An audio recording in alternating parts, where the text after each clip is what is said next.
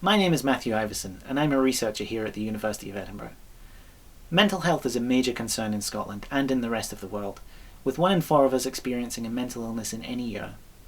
In the Pathfinder team, we tried to shed light on mental illness and its causes and consequences using data. I lead an exciting project which aims to investigate mental health within families. For example, we know from previous research that living with a depressed parent or partner increases your own risk for developing depression at some point in your life.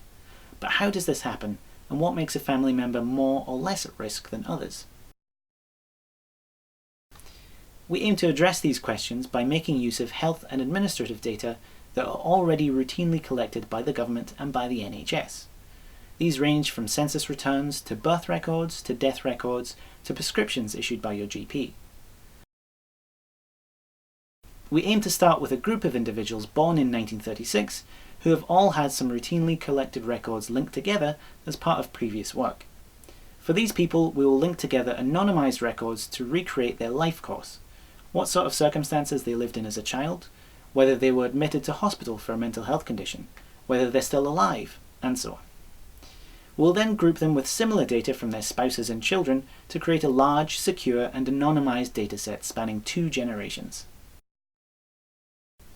The sort of dataset presents a unique and important opportunity for mental health research.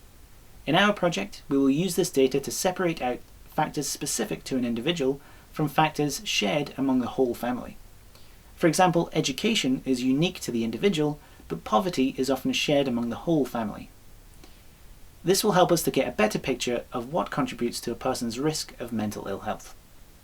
But it will also let us look at resilience.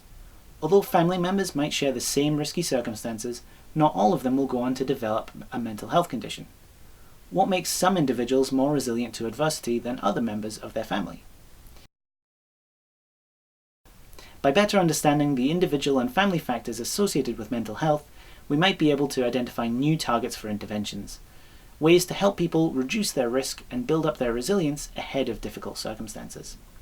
Tackling particularly early life factors might have lasting benefits for an individual's mental health and have wider benefits for the whole family.